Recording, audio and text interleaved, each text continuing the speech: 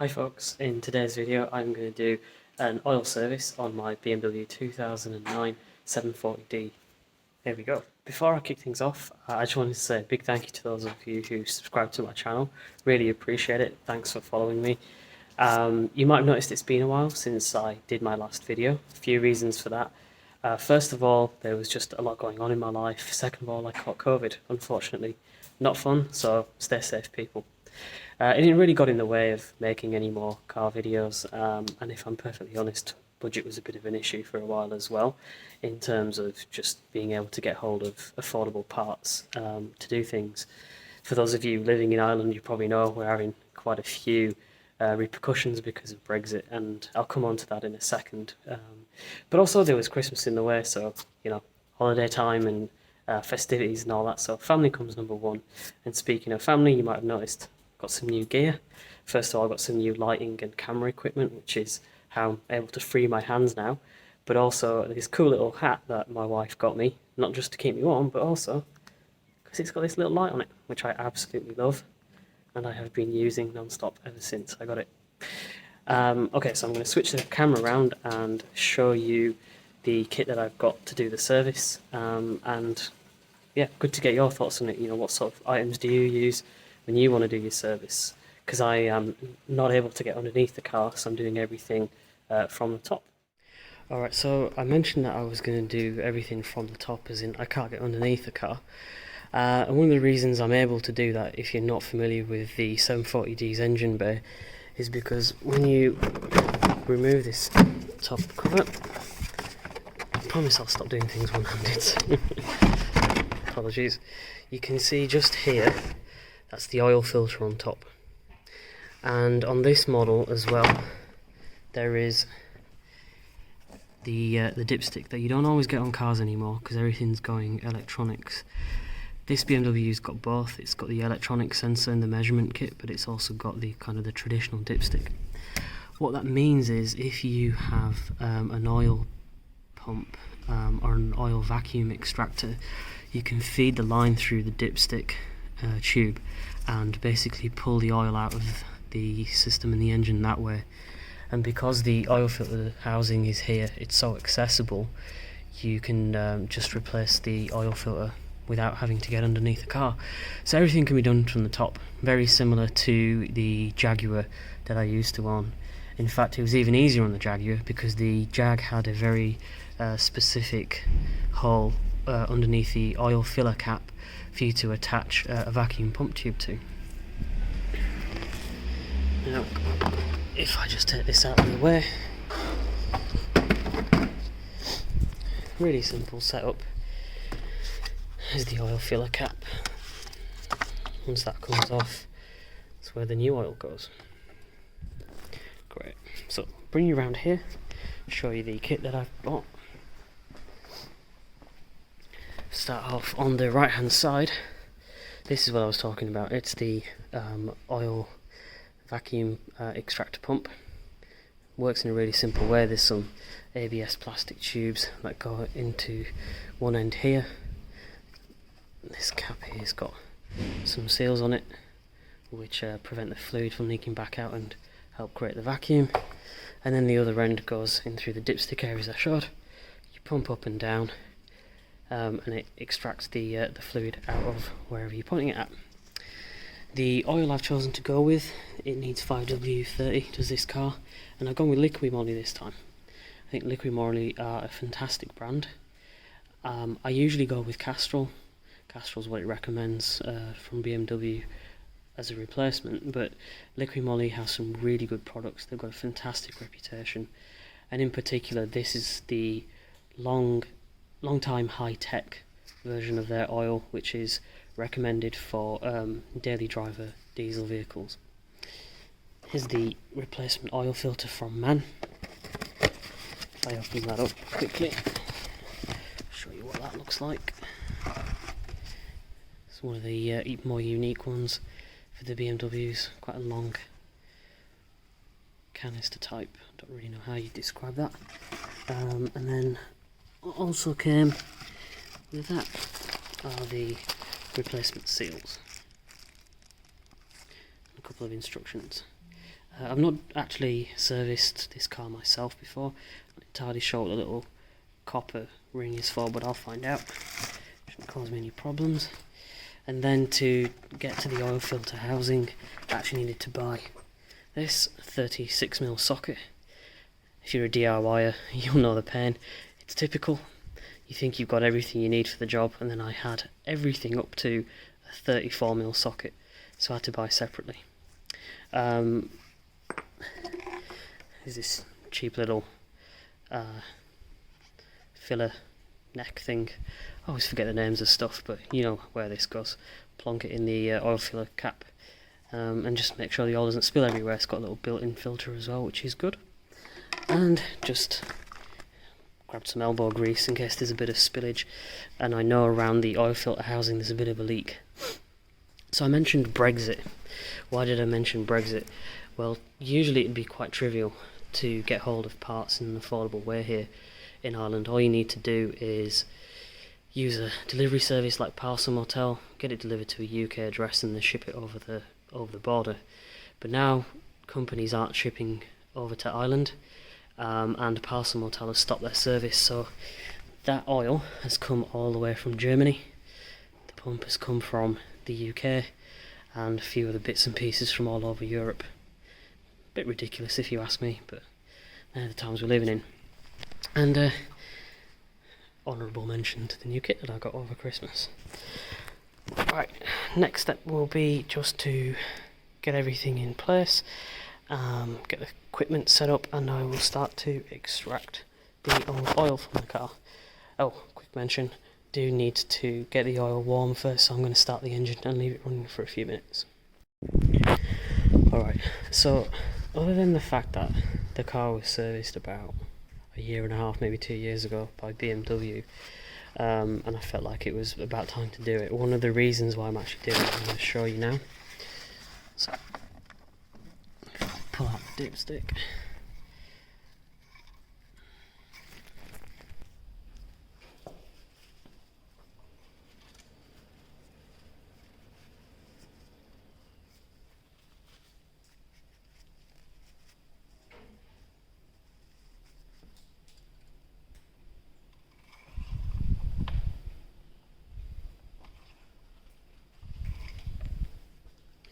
You can see that the oil level is way beyond the maximum. I know I've got it held there upside down, but I have tested it over the last few days, and I believe the reason for that is because during lockdown I've made a lot of journeys that have been really sort of short distance. Obviously can't really go anywhere during lockdown, you know, 2, 3, 4, 5 kilometre trips maximum, and so the engine's never really got up to temp properly. So I think there's a bit of fuel dilution going on.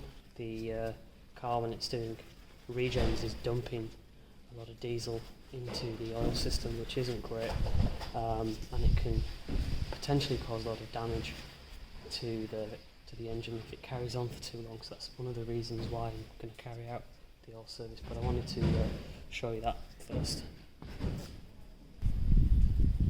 Alright, dipstick's out now. The tubes have been pushed down through the dipstick tube as far as I can take it. There's a tube that's an even thinner diameter than that one, which I will connect after I've got all of it out. Push it in as far as I can, make sure that there's nothing left. But now, next step is to start pumping the oil out. So let's give this a go. Hopefully it's not going to make a god awful mess.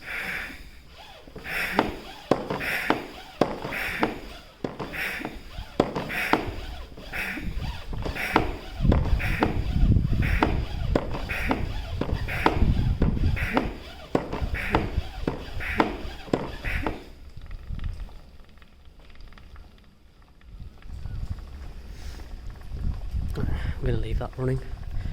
The oil's starting to trickle out now.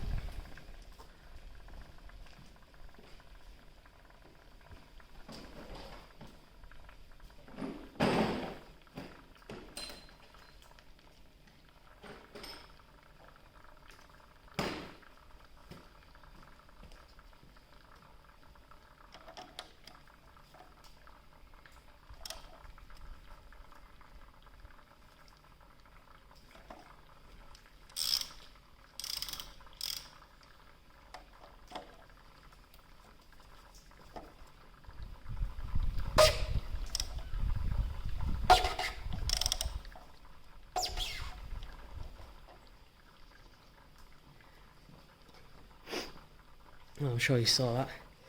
Looks like it was over tightened by BMW. Doesn't surprise me. Managed to loosen the oil filter housing as well.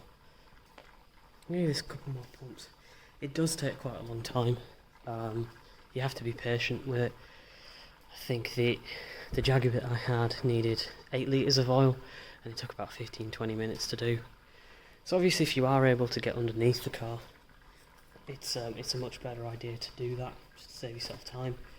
But equally, this is also acceptable too.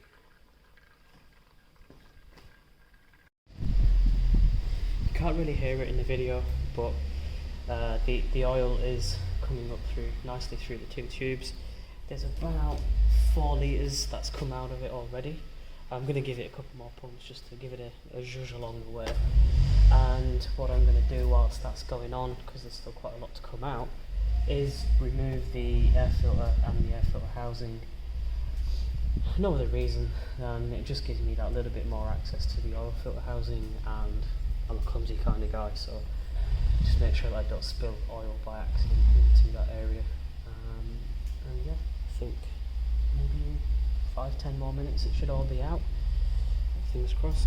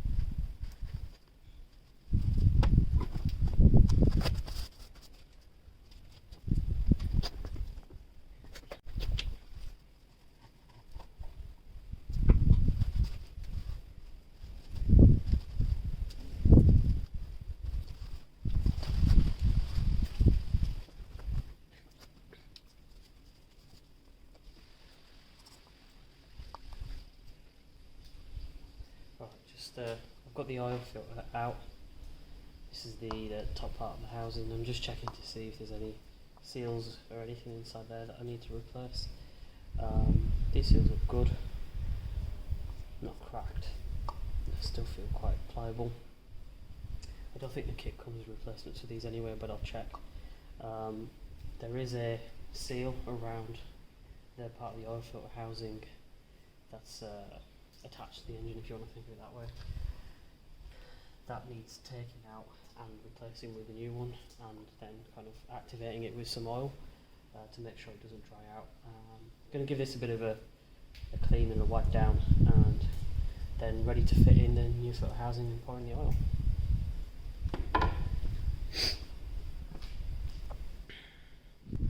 Alright, so the answer is yes, there is a seal here. It fits in just under here. It's actually really hard to see, not least because it's black, and obviously the oil's black as well. But just there's a tiny little tab. If you can hear me flicking it. And I believe what you're meant to do, and the reason why the tab is facing the camera, it says on the instructions there, don't put the tab inwards, is you need to pull the seal out using pliers, and the tab is for you to have some grip with the pliers. So yeah, I'm going to take that out now, put a bit of oil on it to activate it, and replace the seal.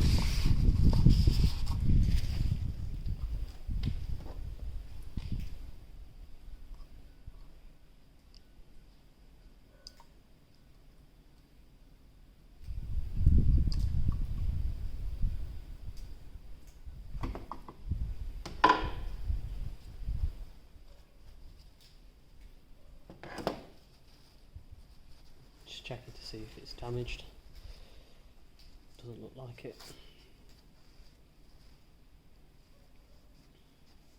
Oh, looks good. Okay, so I'm going to pop the new filter in there.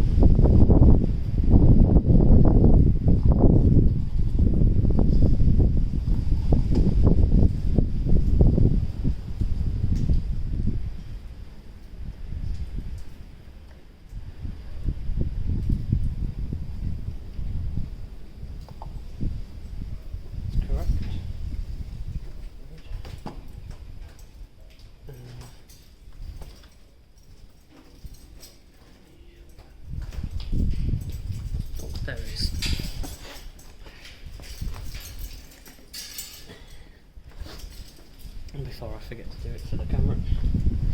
Here's a comparison of old and new. So quite the difference there. And you can see it's been well used. I mean, just doing the job. Doesn't look like it's broken. Doesn't look like there's any metallic particles inside, which is obviously a good sign. That is BMW original. Nice. Alright, it's been a good while since I set the pump going. I actually did use the smaller diameter tube, and then it sort of reverted back to the larger diameter tube. Reason for that was the smaller diameter tube just was taking absolutely ages, even though I pushed it as far into the sump as I could. I think it's fair to say this car's not really intended to have the oil drained out of the dipstick tube, but again, you know, needs must. What is interesting though is if I look at how much has actually come out, it's as I expected. You can just about see, I know the lighting's not great, but the oil line's there at the moment, so I'm pumping out as much as I can, make sure I get all of it out. But each marker is 1.8 litres. This is a 9 litre extractor, so I make that to be about 8.2 litres that's come out of it, which is obviously more than is supposed to be in there, so might have been on the money with this fuel dilution. So good job I'm getting it out now. I'm going to keep on going for a little while longer until I hear the suction noise on the other side of the tube, which will tell me that there's nothing more left to come out. Okay, that's all done now. Taking out as much oil as I could, and I think total about 8 to 8.5 litres has come out of it, which is ridiculous, to be honest. So out comes the tube. Just put that away.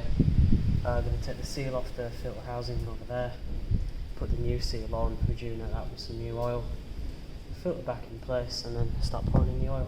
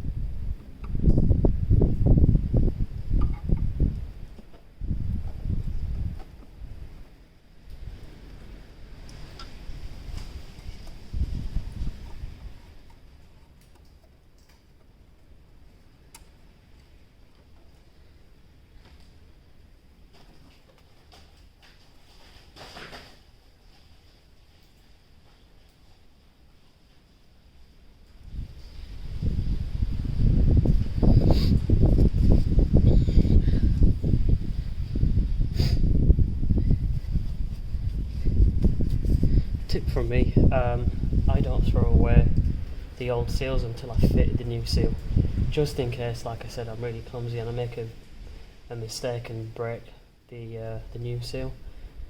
Not ideal, but at least then you've got the old seal to fall back on, so that's why you see me just keeping things to the side rather than throwing them straight in the bin.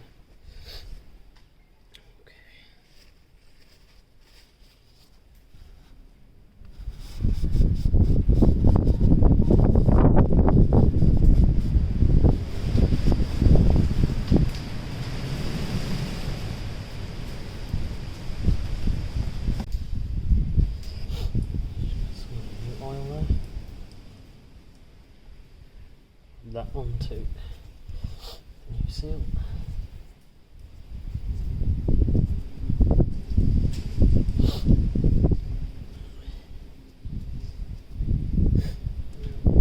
Pop that around the housing.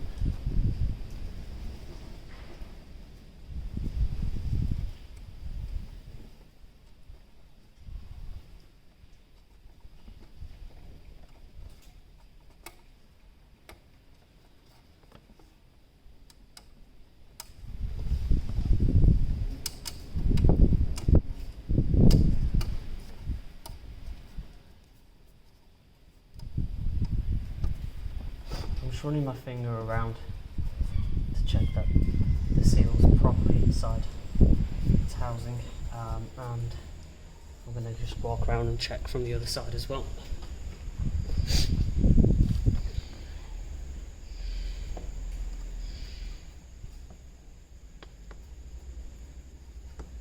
Yep, that looks like it's in place. Time to pump in the new air filter.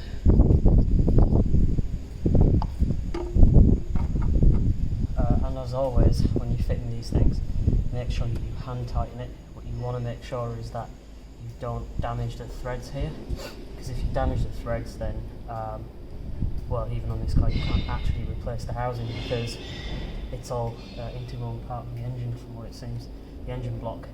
So hand tighten it, make sure it feels like it's going on okay. Doesn't feel quite like it is, so I'm just going to come at it again.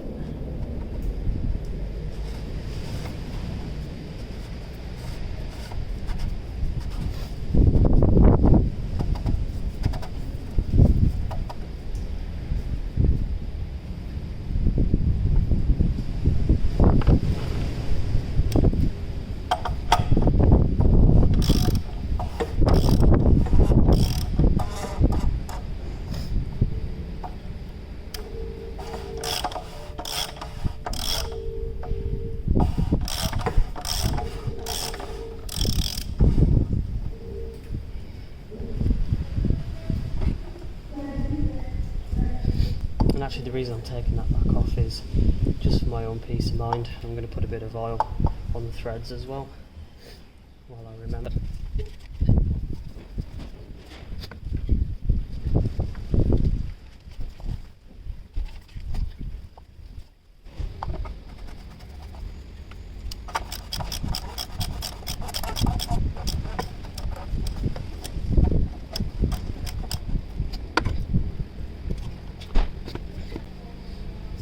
So, filter's in, filter housing's back on.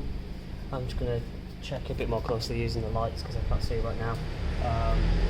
But I'm pretty sure that's back on, dipstick's back in, so next and final point is putting the new oil.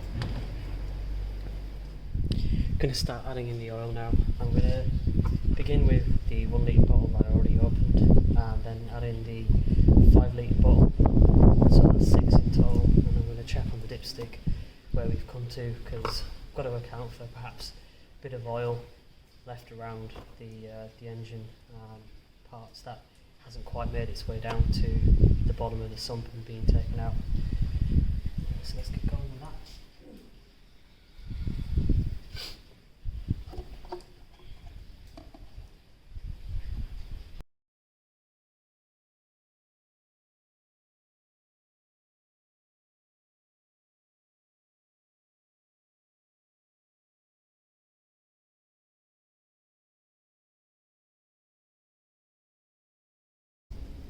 Looks like, yeah, we're about 3/4 of the way up to max. Not sure if you can see that on the camera there.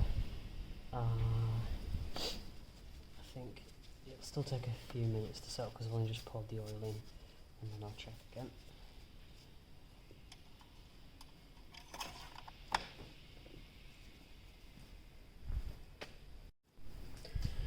Right, I'm sticking with the 6 litres for now, just until that gets settled down. It's easier to add in more oil than it is to take it away.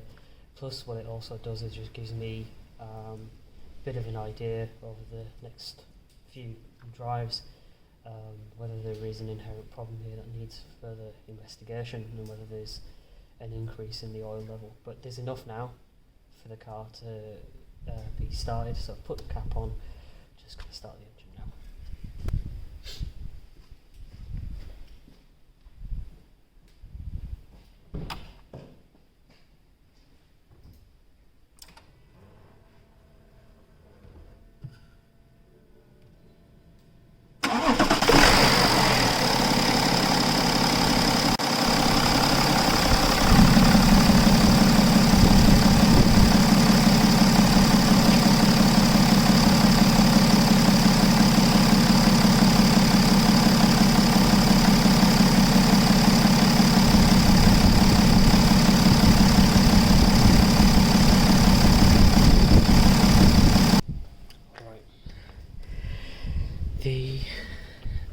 brake sensor still seems to think that the engine oil level is too high. I know it isn't, so I'm just going to chalk it down to the fact that maybe the oil sensor's still got a bit of oil left on it. It should settle down over the next while, but I'm going to switch everything off now, put it all back together, and job done as far as I'm concerned. And I'm going to keep monitoring the oil level, as I said, over the next few drives, next few days, and see how I get on. Hope that was useful for you, and yeah, easy enough, give it a go yourself.